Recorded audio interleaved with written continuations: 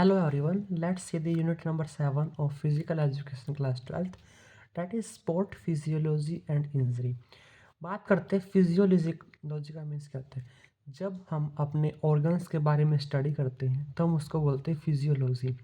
अगर हम ह्यूमन के ऑर्गन्स के बारे में बात करेंगे तो हम उसको बोलेंगे ह्यूमन फिजियोलॉजी। जैसे हम अपने डाइजेस्टिव सिस्टम के बारे में पढ़ते हैं, कार्डियक सिस्टम के बारे में पढ़ते हैं, सर्कुलेटरी सिस्टम के बारे में पढ़ते हैं, रेस्पिरेटरी सिस्टम के बारे में पढ़ते हैं, उसको हम बोलते हैं फिजियोलॉजी।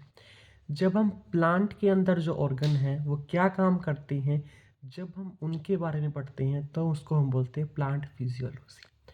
तो आज हम इसमें पढ़ेंगे स्पोर्ट फिजियोलॉजी।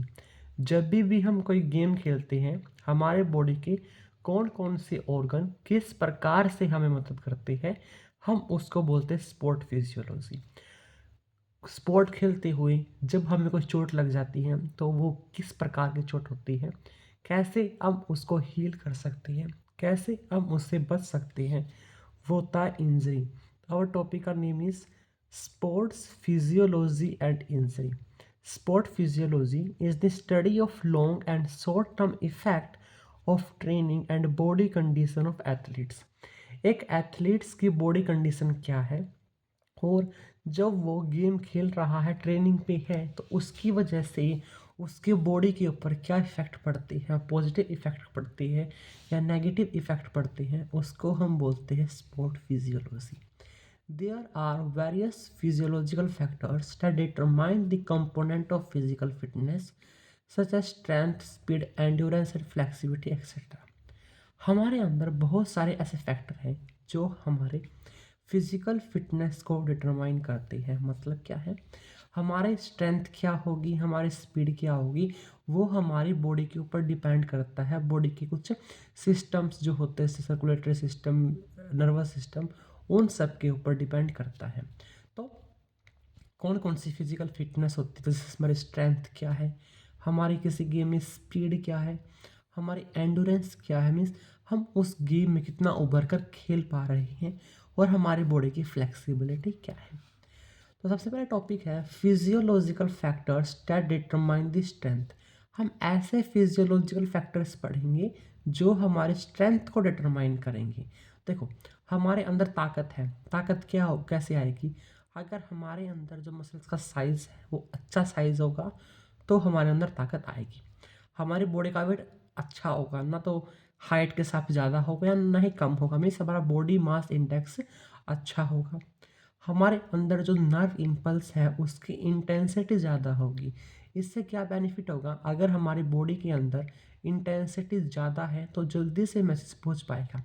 मान लीजिए हम कबड्डी खेल रहे हैं, अब हमें उसको पकड़ना है, हमारा जो ओपोनेंट है, तो जितना जल्दी दिमाग के पास मैसेज पहुंच के वापस बॉडी के पास मैसेज पहुंचेगा कि हाँ अब इसको पकड़ लो, उतना ही अच्छी हमारी स्ट्रेंथ होगी।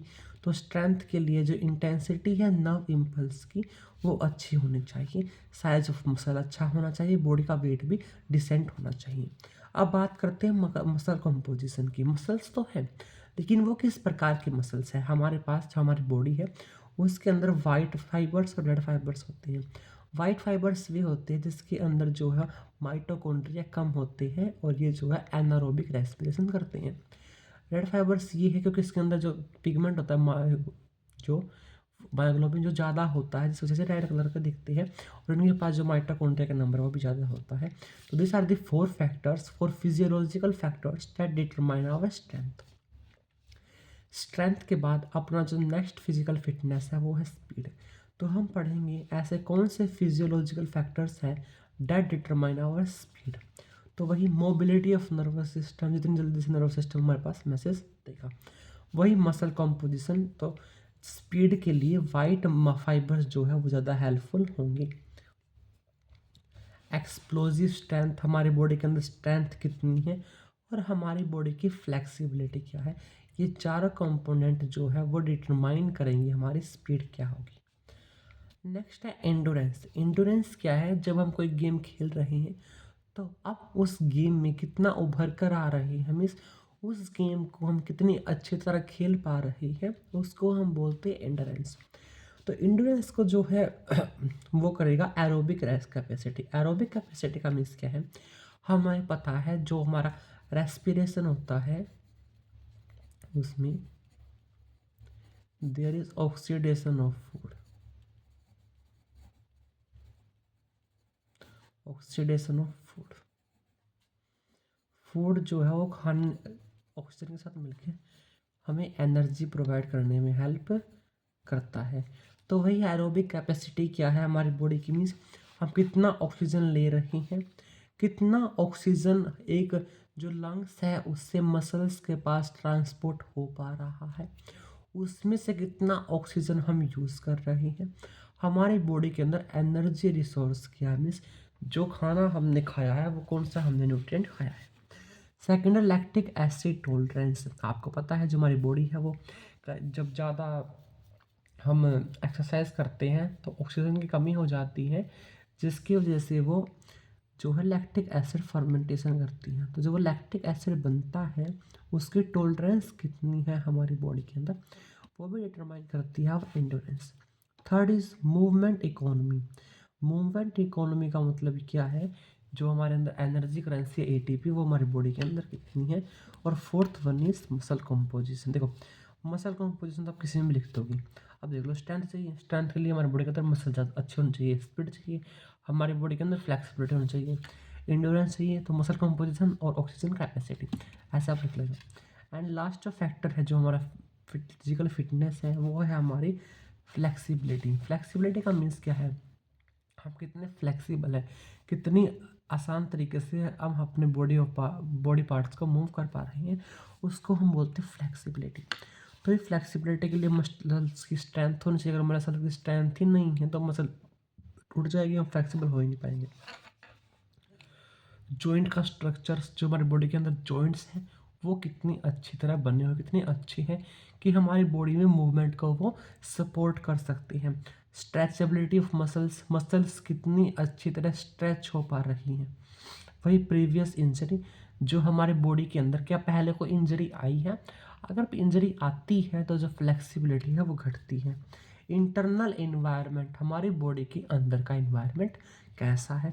एंड एज एंड जेंडर, आपने देखा होगा जो बच्चे हैं वो ज़्यादा फ्लेक्सिबल होते हैं as compare to the adult, वहीं पे जो फीमेल्स हैं वो ज़्यादा फ्लेक्सिबल होती है as compare to the male. क्यों, वो उनके बॉडी स्ट्रक्चर्स के ऊपर डिपेंड करता है, सबके ऊपर डिपेंड करता है।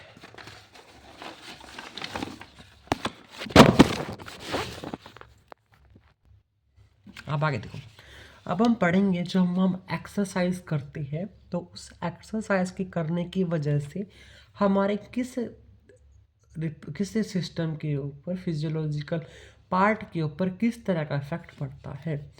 तो सबसे पहला है, जब हम एक्सरसाइज करेंगे तो cardio respiratory system, cardio means heart और रेस्पिरेटरी सिस्टम मीन्स हमारे लंग्स वगैरह के ऊपर क्या इफेक्ट पड़ेगा। तो देखो जब हम करेंगे एक्सरसाइज तो जो हार्ट है, हार्ट का साइज इंक्रीज होगा, there will be increase in size of the heart. Second, resting heart rate कम हो जाएगा। डिक्रीज इन बीपी, अगर किसी का बीपी हाई है तो वो नॉर्मल रेट में आ जाएगा। इंक्रीज्ड ब्लड फ्लो, जो ब्लड का फ्लो है वो इंक्रीज होगा। Stroke volume increase, stroke volume का मतलब क्या है, जो वेंट्रिकल्स होते हैं वो पर बीट कितना ब्लड भेजते हैं उसको हम बोलते हैं स्ट्रोक वॉल्यूम। तो इस केस में जो हमारा स्ट्रोक वॉल्यूम है वो इंक्रीज हो जाएगा। नॉर्मली जो हमारा स्ट्रोक वॉल्यूम होता है इट इज़ 50 to 70 ml पर बीट, लेकिन वो बढ़ जाएगा 90 to 110 मिलीलीटर पर बीट। हमने एक्सरसाइज की, तो जब हमने एक्सरसाइज की तो उसका इफेक्ट हमारे मस्कुलर सिस्टम पे क्या बढ़ेगा। तो सबसे पहले जो मस्कुलर सिस्टम है उसके पास जो ब्लड की सप्लाई है वो बढ़ जाएगी। जो मसल्स है उनका टेम्परेचर बढ़ जाएगा, ब्लड बढ़ेगा तो कुछ कंपोनेंट आएंगे जो उसका टेम्परेचर बढ़ा देंगे। मसल्स की जो फ्लेक्सिबिलिटी है वो बढ़ेगी। जो लैक्टिक एसिड है उसके अंदर एक्यूमुलेट हो जाएगा। क्यों, क्योंकि हम एक्सरसाइज कर रहे हैं। अगर हम एक्सरसाइज कर रहे हैं तो कुछ ऐसा पॉइंट भी आएगा जब हम विगरस एक्सरसाइज करेंगे तो जो O2 है उसकी कमी हो जाएगी। जैसे ही O2 की कमी हो जाएगी तो वहाँ पर लैक्टिक एसिड फर्मेंटेशन स्टार्ट हो जाएगा, जिसकी वजह से वहाँ पे जो लैक्टिक एसिड है वो जमा हो जाएगा। माइक्रो टीयर्स और मसल फाइबर, मसल्स फाइबर्स के बीच में थोड़े बहुत टीयर मीन्स मसल्स फाइबर थोड़े बहुत फट भी सकते हैं। हाइपरट्रोफी ऑफ मसल्स, हाइपरट्रोफी का मीन्स क्या, जो मसल्स हैं उसकी जो थिकनेस है वो इंक्रीज हो जाएंगी। Increase in strength of ligaments and tendon, ligaments and tendons का मीन्स क्या है, लिगामेंट्स वो हैं जो बोन से जोड़ते हैं, मीन्स एक हड्डी को हड्डी से जोड़ते हैं। टेंडन है जो एक बोन को मसल्स से जोड़ते हैं, उनकी जो स्ट्रेंथ है वो बढ़ जाएगी। इंक्रीज इन साइज, साइज बढ़ेगा किसका, नंबर बढ़ेगा माइटोकॉन्ड्रिया का। इंक्रीज इन मायोग्लोबिन स्टोरेज, मैंने बताया लाल पिगमेंट है जिसकी वजह से जो कुछ फाइबर्स है वो रेड दिखते हैं। 10th है इंक्रीज इन ग्लाइकोजन स्टोरेज, जो ग्लाइकोजन स्टोरेज स्टोर्ड फूड है एनिमल्स के अंदर वो बढ़ जाएगा।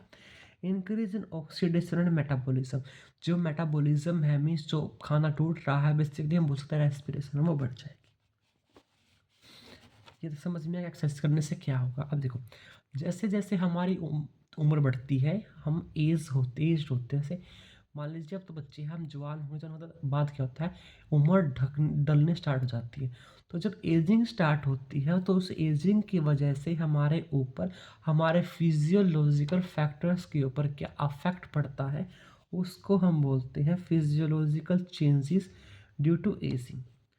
Aging is an inevitable and extremely complex multifactorial process. It is characterized by the progressive degeneration of organ system and tissues. मतलब क्या, जैसे जैसे उम्र बढ़ेगी ऑर्गन्स खराब होना, डैमेज होना स्टार्ट हो जाएंगे, there will be degeneration of the organ system. It is largely determined by genetics and influenced by a range of environmental factors.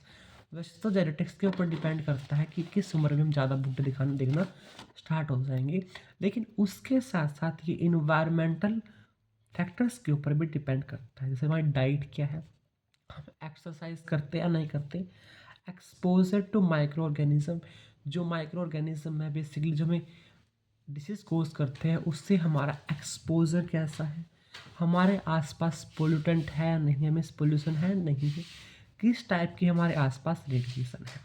अब देखो तो किस कैसे कैसे फिजिकल चेंज आएंगे हमारी बॉडी के अंदर ड्यू टू एजिंग, एज होने से वजह से न्यूरल फंक्शन, जो न्यूरल सिस्टम के अंदर जो न्यूरॉन्स हैं उनका नंबर घटना स्टार्ट हो जाएगा। इसलिए आपने देखा को जो बूढ़े लोग होते हैं उनकी जो याददाश्त है वो कमज़ोर हो जाती है। मस्कुलर स्ट्रेंथ, जो मसल्स की स्ट्रेंथ है वो कम होने लग जाती है, जो बॉडी की कंपोजिशन है मसल्स है वो कम, और जो फैट है वो बढ़ने लग जाता है। पल्मोनरी फंक्शन, जो लंग्स है वो अच्छी तरह काम नहीं करते हैं। देखा को सांस का दर्द होता है, बूढ़े व्यक्ति को सांस लेने में दिक्कत भी हो जाती है, थोड़ा सा चलते वो हाफने लग जाते हैं। Endocrine changes means hormonal changes आते हैं। बोन मास, जैसे आपने देखा मोस्टली एज्ड लेडीज जो होते हैं वीमेन है उनके अंदर तो बोन कॉमन है। ऑस्टियोफ्रोसिस होना, कैल्शियम की कमी हो जाना बोन्स के अंदर। कार्डियोवास्कुलर फंक्शन, जो हमारा दिल है वो भी इस तरह काम नहीं करता है, और जो लीवर है वो फैटी हो जाता है। ये सब आप देख सकते हैं।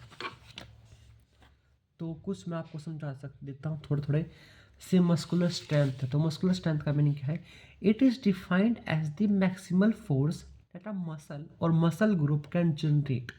क्या मैक्सिमम फोर्स एक मसल जो है वो जनरेट कर सकती है। Men and women usually attain their highest strength level between age 20 to 40। 20 और 40 के बीच में ही वो अच्छी तरह स्ट्रेंथ गेन करते हैं। उससे पहले वो बच्चे होते हैं तो उतना अच्छा तरह नहीं होता, और उसके बाद बुढ़ापा लग जाता है तो मसल की स्ट्रेंथ घटने लग जाती है। The time when muscles cross sectional area are largest, इस टाइम पे जो मसल्स का क्रॉस सेक्शन एरिया वो लार्जेस्ट होता है, मतलब मसल का जो साइज है वो बड़ा होता है।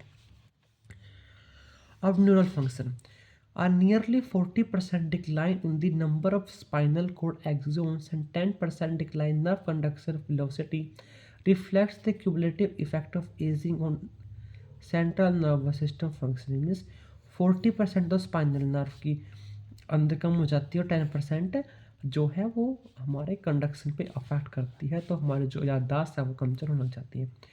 Endocrine changes, thyroid dysfunction, thyroid अच्छे से काम नहीं करता, primarily from lower pituitary gland release of the thyroid stimulating hormone thyrotropin, जरूरत नहीं है। जो थाइमस है, थाइमस क्या होता है, थाइमस जो है वो WBC आप समझ लो, WBC को जनरेट करता है, लिम्फोसाइट्स को जनरेट करता है, जो हमारी इम्यूनिटी बढ़ाती है। ठीक है, तो थाइमस क्या है, एक एंडोक्राइन ग्लैंड है जिसका जो साइज है वो डिक्रीज करता रहता है विद इंक्रीज इन एज, जिसकी वजह से हमारी जो इम्यूनिटी है वो वीक होने लग जाती है। बोन मास में होता है ना, ऑस्टियोफ्रोसिस मीन्स जो कैल्शियम है वो लेडीज़ में जो ज़्यादा उम्र की जाती है उसमें कम हो जाता है। अब देखो, अब खेलने की वजह से, स्पोर्ट्स की वजह से हमें कौन कौन सी इंजरीज हो सकती है। The injury in sports and exercise refers to the physical damage caused to tissue, bone or any other organ of the body while in action and further leading to withdrawal from participation or experience pain while performing movement action। खेल रहे गिर गया, टूट गया, ये सब क्या sports injuries जो आप खुद भी लिख दोगे। कोई फिजिकल डैमेज, किसी ब्रोकन कॉर्नर, हाथ टूटना, सिर पे चोट लगना, खून आना, ये सब छते हमारे स्पोर्ट्स इंजरीज है। अब हम क्लासिफिकेशन करेंगे स्पोर्ट इंजरीज की। देखो, soft tissue injuries, soft tissue injuries means जैसे हमारा हाथ वगैरह आप चोट लगे तो सॉफ्ट टिश्यू है। इसमें भी या तो इंटरनल इंजरी को हो जाए, स्टेन आ जाए, स्प्लिन आ जाए, मोच आ जाना, ये सब क्या है, ये इंटरनल इंजरीज है। एक्सटर्नल इंजरीज, कोई कट वगैरह लग गया, लैक्रेशन हो गया, एब्रेशन हो गया, दिस और। अब देखो, सबसे पहले हम पढ़ेंगे एक्सटर्नल इंजरीज में एब्रेशन। एब्रेशन का मीन्स क्या है, it is a major injury occurs due to the friction with certain equipment or fall over the area while where the bone is very close to the skin it may be caused by falling on a hard surface। देखो, हम hard surface से पड़ गए, यहाँ पर घिसट ना लगना तो क्या बोलते हैं, हम घिसट लगी तो उसको हम बोलते हैं एब्रेशन। किस प्रकार से हम उसको प्रिवेंट कर सकते हैं, तो खेलने से पहले मीन्स ट्रेनिंग से पहले हमें वार्म अप करना चाहिए। Should perform proper conditioning during the preparatory phase, जो आसपास का एरिया में अच्छा रखना चाहिए, हमें जो कंपटीशन की भावना से खेलना चाहिए, जो स्पोर्ट्स इक्विपमेंट है वो अच्छे होना चाहिए, वहाँ पे कोई भी पानी वगैरह ना खिंडा हो जिससे कि आप फिसल सके। अब नेक्स्ट है कंट्यूशन। ये क्या है, मसल की इंजरी है। The direct hit with or without any support equipment can be the main cause, means हमारे जो मसल्स के ऊपर चोट लगती है, मसल का फट जाना, मांस पे हट जाता है, उसको बोलते हैं contusion. Also to minor accident to this skin, जैसे फॉलिंग, गिरने से हो गया, बम्पिंग इनटू समथिंग और बीइंग हिट और किक्ड। कॉमन जैसे बॉक्सिंग में मुक्के मारना, ज़्यादा इससे लग गया, बोन फट गई, सॉरी बोन नहीं, मसल फट गई, रेसलिंग खेलते चोट लग गई, कबड्डी खेलते हुए चोट लग गई। अब देख बोलते हैं laceration, the irregular tear like wound caused by some blunt trauma. देखो, वही है तीनों, थोड़ा सा कट लग गया, इंसिजन में तो क्या कट लग गया, तो वही है लैक्रेशन में थोड़ा सा मांस वगैरह फट गया। प्रिवेंशन क्या है, प्रॉपर पर्सनल इक्विपमेंट यूज करो including eye protection can be helpful. Treatment क्या है, clean the surface of the affected area, stop bleeding at the earliest by compression bandage. अब है इंसिजन। इंसिजन मीन्स क्या है, टिश्यू है, टिश्यू में cut लग गया, जैसे हमारे पास चाकू है या फिर कोई कील वगैरह है इक्विपमेंट में, वैसे कट कट लग गया तो उसको बोलते हैं इंसिजन, जैसे डॉक्टर्स वगैरह में करते हैं incision. It is a cut made into the tissues of the body to expose the underlying tissue, bone or organ। Cause क्या है, it is can be caused by clean sharp edged object such as knife, razor, glass, splinter। Prevention क्या है, the area should be free from the sharp edges। Treatment क्या है, gently wash the affected area with soap and water to remove the dirt। Dry the incision with a clean fresh towel before applying the dressing। अब बात करते हैं sprain की। Ligament क्या होता है, जो बोन को बोन से जोड़ता है, तो लिगामेंट के अंदर जो है चोट आ जाती है। It may be occur due to the over stretching और tearing of ligament. Many thing can cause sprain, folding, बोलते हैं ना मोच आ गई, पैर मुस गया, ये क्या होता है, उसको बोलते हैं हम स्प्रेन, मोच आना। Something fracture is also possible with sprain. हम चल रहे पैर ऐसे मुड़ जाता है तो नीचे गट्टा है, यहाँ पे फिर दर्द होता है, ठीक है, तो उसको बोलते हैं हम स्प्रेन। अब बात है strain. It is a muscle injury, can be mild as well as severe. Sometimes the complete muscles can be ruptured. वही मसल फटना, सारी मसल फटना है। अब है hard tissue injuries. Hard tissue में क्या आता है? हार्ट टिश्यू में आता है हमारा बोन आती है, ठीक है। तो बोन के अंदर क्या क्या इंजरीज आ सकती है उसको हम बोलते हैं हार्ट टिश्यू की इंजरीज। जैसे हमारी जो बोन है उसका डिसलोकेशन हो जाना या फिर फ्रैक्चर हो जाना। फ्रैक्चर में जैसे स्ट्रेच फ्रैक्चर होता है, ग्रेन स्टिक होता है, कॉम्यूटेटेड होता है, ट्रांसफर्स होता है, ओब्लिक होता है और इम्पैक्टेड होता है। ये सब क्या है? ये सब फ्रैक्चर्स के अलग अलग टाइप है, उनको मैं वन बाय वन आपको बताऊंगा। सबसे पहले डिसलोकेशन। बोन का डिसलोकेट हो जाना मीन्स जो हड्डी है वो टूटी नहीं है, सिर्फ अपनी जगह से दूसरी जगह पे चली गई है, डिसलोकेट हो गई है। Joint dislocation can be called as luxation. जो जॉइंट का डिसलोकेशन होगा उसको हम लक्सेशन भी बोल सकते हैं। Due to accidents, falls, contact sports such as football are common causes of injury. Football खेल रहे एकदम लगाया बॉल को धक्का, तो वो क्या हुआ हमारा जो, ये क्या है मुझे पता नहीं क्या मिला, ये क्या है, ये क्या है, क्या है, ये क्या है? ये तो लाइट में जो इंटरनल रिफ्लेक्शन भी दिखा रहा है, देखने के बाद में क्या है, ठीक है। तो इंजरीज हो जाती है। सिम्टम्स क्या? दर्द होगा, स्वेलिंग हो जाएगी, ब्रीसिंग होगी, instability of the joint, joint के अंदर जो इंस्टेबिलिटी हो जाएगी। अब ट्रीटमेंट क्या? मेडिकेशन करो, मैनिपुलेशन करो। मैनिपुलेशन का मीन्स क्या है? खींच के उस बोन को उस जगह पे दोबारा से डाल दो। रेस्ट करो, रिहेबिलिटेशन करो। सर्जरी भी हो सकती है अगर ज़्यादा ही सर्व कंडीशन है तो, सीवियर। अब देखो, अब हम पढ़ेंगे वन बाय वन फ्रैक्चर्स के टाइप। सबसे पहला जो फ्रैक्चर है वो green stick. A fracture in a young soft bone in which the bone band. एक बोन है ये नहीं, थोड़ी सी बैंड हो गई, टूटी नहीं है, थोड़ी सी बैंड हो गई, सॉफ्ट बोन थी, चलते चलते बैंड हो गई, सब बच्चे वगैरह में जाएगी तो उसको बोलेंगे हम ग्रीन स्टिक। फिर है comminuted. A fracture in which a bone is broken, splint और crushed into the number of pieces. एक बोन है 3-4 टुकड़े में टूट गई, उसको बोलेंगे comminuted. Transverse when there is straight break through across a bone. TSL can be used as treatment में सर्जरी वगैरह भी हो सकती है। इसका मतलब क्या? बोन है यदि सिंपल ऐसे टूट गई 2 टुकड़ों में, उसको बोलेंगे हम ट्रांसवर्स। फिर ओब्लिक, डायगोनल टूटी है मीन्स ऐसे बोन अगर ऐसे टूट गई तो एक बन गया और एक ये बन गई। Impacted when the broken end of bone are jammed together by force of injury. तो वही जो बोन ब्रोकन एंड है वो जाम हो गई, दोबारा ज्वाइन नहीं हो पा रहे हैं। तो इस यूनिट में यही है जो यूनिट नंबर हमारी कौन सी है? यूनिट नंबर 7 है। इसके बाद हम पढ़ते हैं यूनिट नंबर 5 भी मैंने कर रखी है, फिर ये सारी 5 है, ये 4 है, ठीक है। तो ये कल करेंगे हम 4 और 5। तो आज के लिए इतना ही, मिलते हैं कल। Thank you, have a nice day.